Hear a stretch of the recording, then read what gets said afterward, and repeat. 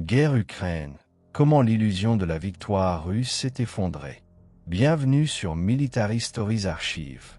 Le 28 septembre 2025, à 18h34 précise, les écrans de contrôle des centres de défense aérienne russes situés le long de la frontière occidentale virent leurs alertes s'activer simultanément.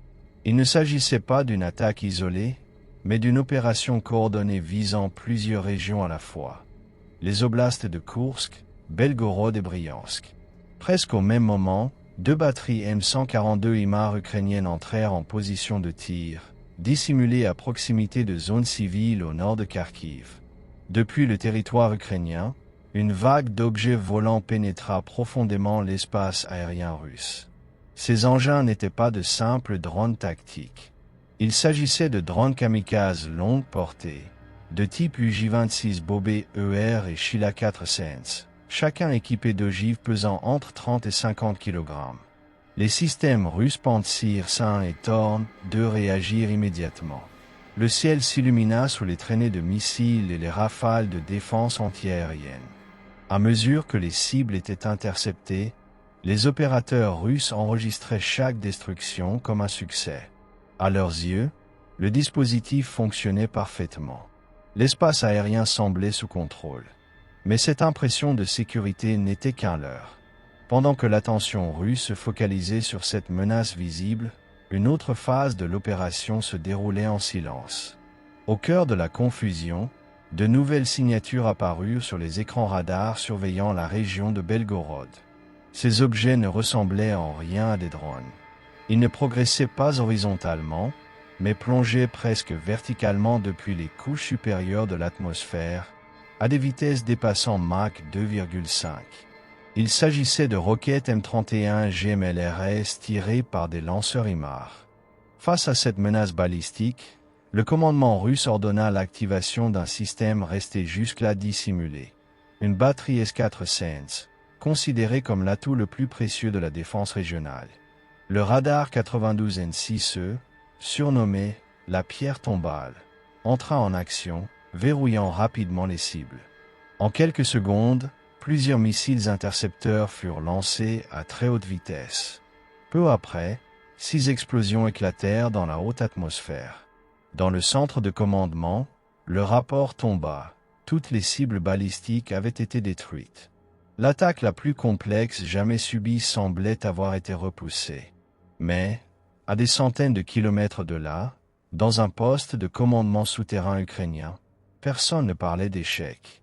Au contraire, la phase la plus délicate du plan venait de réussir. Car l'opération avait commencé bien plus tôt. Des centaines de drones avaient été lancés simultanément vers au moins 8 régions russes.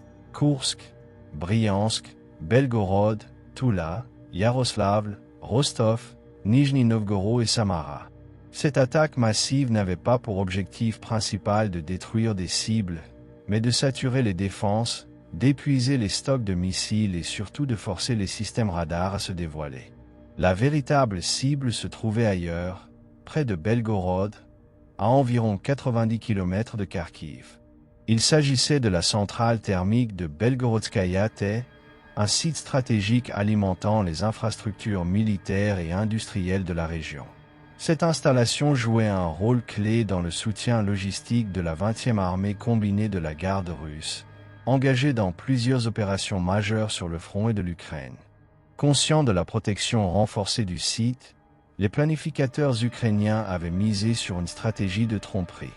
En provoquant l'activation du système S4 Sense, ils cherchaient à en révéler la position exacte, la fréquence radar et la signature électronique. Lorsque le S4 Sense entra en action, les données furent immédiatement collectées. Ce que les Russes considéraient comme une interception réussie n'était en réalité qu'un appât. Les roquettes HIMARS, d'une valeur de plusieurs millions de dollars, avaient servi de leurre, ouvrant une brèche critique dans le dispositif de défense aérienne. Les coordonnées du radar furent alors transmises à d'autres unités en attente, ainsi qu'à des drones kamikazes lourds, prêts à exploiter la faille. Cette opération illustre l'évolution de la guerre moderne, une bataille où la tromperie, le renseignement et la saturation des défenses comptent autant que la puissance de feu. Cette tactique ingénieuse illustre également l'importance croissante des technologies numériques et de la guerre électronique dans les conflits modernes.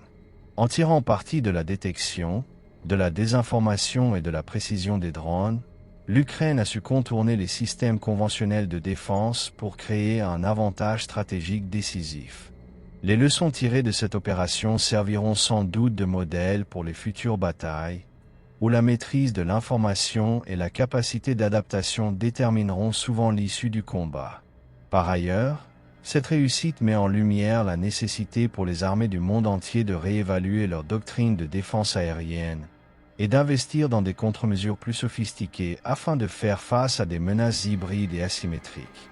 L'évolution rapide des technologies de guerre exige une vigilance accrue et une innovation constante, sous peine de voir des systèmes coûteux réduits à l'impuissance face à des tactiques novatrices. En conclusion, l'opération décrite témoigne non seulement du courage et de la créativité des forces ukrainiennes, mais aussi de l'importance stratégique des nouvelles technologies militaires dans la guerre moderne. Face à un ennemi puissant, la réussite est possible grâce à l'ingéniosité, à la collaboration internationale et à une adaptation permanente aux réalités du terrain. Sur Military Stories Archive s'engage à vous fournir des récits militaires authentiques, détaillés et rigoureux sur des événements clés qui ont façonné l'histoire. Pour ne rien manquer de nos futures publications, abonnez-vous dès maintenant. Merci d'avoir visionné cette vidéo.